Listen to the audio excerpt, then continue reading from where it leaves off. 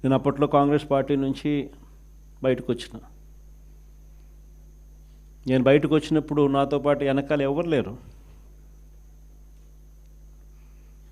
నేను మా అమ్మ ఇద్దరం మాత్రమే బయటకు వచ్చినాం. అక్కడి నుంచి మొదలైంది ప్రస్థానం. నాతో పాటు కొంతమంది నాయకులు, నా మీద వ్యక్తిగతంగా అభిమానం ఉన్న నాయకులు కొంతమంది, మా కడప జిల్లాల నుంచి మరి ముఖ్యంగా కొంతమంది నాయకులు నాతో పాటు రావాలని అడుగులు ముందుకేశారు. నేనన్నా, నా పరిస్థితి ఏమిటో నాకే అర్థం కావడం లేదు. అందరూ అంటా ఉన్నారు, కేంద్రంలో కాంగ్రెస్ పార్టీతో ఢీకొంటా ఉన్నావు, రాష్ట్రంలో ముఖ్యమంత్రితో ఢీకొంటా ఉన్నావు కాంగ్రెస్ పార్టీతో. ఇలాంటి పరిస్థితుల్లో నా పరిస్థితి అగమ్య గోచరంగా ఉన్నప్పుడు నేను మిమ్మల్ని నాతో పాటు రమ్మని చెప్పి నేను చెప్పలేను. దేవుడు ఆశీర్వదించి నేను ఎదిగినప్పుడు, నేను బాగున్నప్పుడు అప్పుడు రండి అని చెప్పి కొంతమందికి చెప్పిన. ఇట్లా రాష్ట్రం వైపు తిరిగి చూస్తే ఎవ్వరూ లేరు వెనకాల.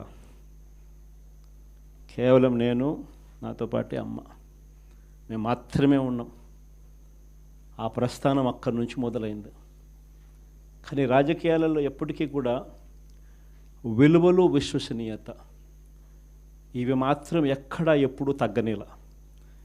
ఎన్ని కష్టాలు వచ్చినా కూడా ఇటువైపు చూస్తే పొలిటికల్ ఒబ్లీవియన్ అంటారు, ఏ రోజు కూడా కాంప్రమైజ్ కాల. విలువలు, విశ్వసనీయత అన్న దానికి మాత్రం పెద్ద పీట వేశాం.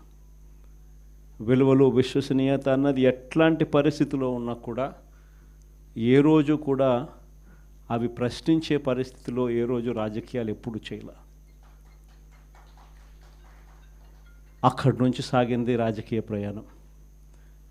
ఆ తర్వాత నాతో పాటు 18 మంది ఎమ్మెల్యేలు కాంగ్రెస్ పార్టీ వీడి నాతో పాటు రావాలన్నారు. అందరినీ పదవులు రాజీనామా చేయమన్నా. రాజమోహన్ రెడ్డి ఎంపీ నాతో పాటే వస్తానన్నాడు. అన్న రాజీనామా చేయన్నా. రాజీనామా చేశాడు, వచ్చినాడు. బై ఎలక్షన్ జరిగింది. నా ఎలక్షన్ బై ఎలక్షన్, అమ్మ election by election, Rajamohan Reddy election by election. నా ఎలక్షన్లో 5,40,000 మెజారిటీ.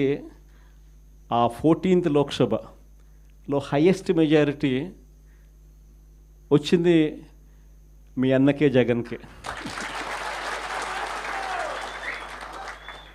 ఆ రోజు మనం ప్రమాణ స్వీకారం చేసేటప్పుడు పార్లమెంట్లో ప్రతి తల్లా కూడా మన వైపే తిరిగి చూస్తుంది. Highest majority in the 14th Lok Sabha. కానీ జీర్ణించుకోలేని పరిస్థితిలో మన మీద అంతే పగబట్టడం కూడా ఆ మెజారిటీని చూసి అనుకోండి, అది వేరే విషయం.